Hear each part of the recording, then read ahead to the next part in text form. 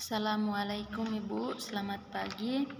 Ini tugas keempat dari saya, judul bukunya Gadis Pantai dan pengarang Pramoedya Ananta Thoer, penerbit Lentera di Pantara, tahun dan tempat terbitnya 2000 di Jakarta.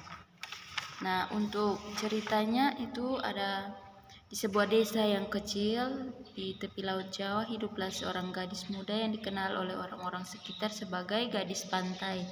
Nah, dia tumbuh dalam keluarga nelayan yang miskin, hidup sederhana namun penuh cinta. Sejak kecil ia belajar menghadapi kerasnya alam dan keterbatasan hidup dengan senyum dan kepasrahan. Nah, namun hidupnya berubah drastis saat sebuah kereta kuda mewah datang ke desanya membawa perintah dari seorang bangsawan terhormat, Bendoro, yang menginginkannya sebagai istri. Nah, bagi keluarga si gadis ini adalah kehormatan. Meski tanpa tanya, tanpa pilihan, bagi sang gadis ini adalah awal dari kehidupan yang tak pernah ia pahami. Nah, ia dibawa ke kota dan ditempatkan di rumah besar yang megah tapi dingin. Hari-harinya dijalani dalam sunyi dan aturan.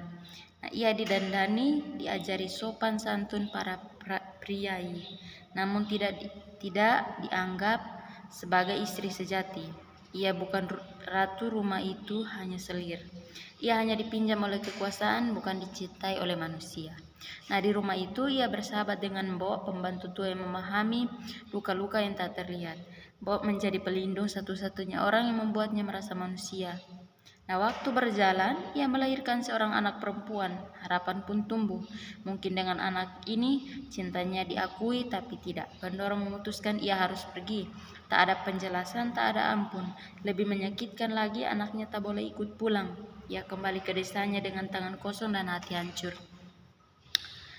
Nah, ia bukan lagi gadis polos yang dulu, melainkan perempuan yang dipermainkan oleh sistem, oleh status, oleh kuasa laki-laki yang mengaku bermartabat.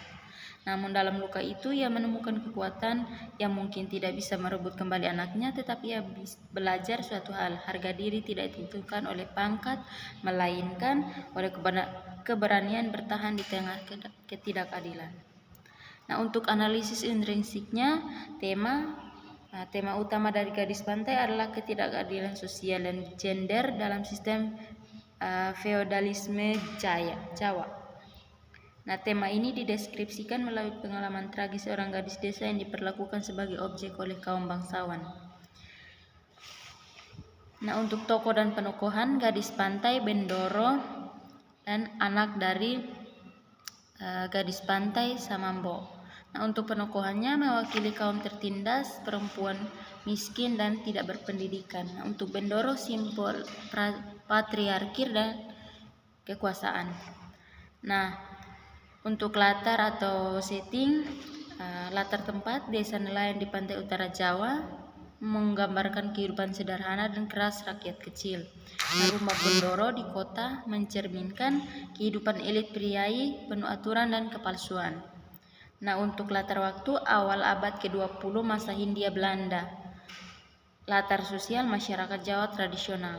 Nah, untuk alur campuran atau maju mundur, dominan alur maju progresif.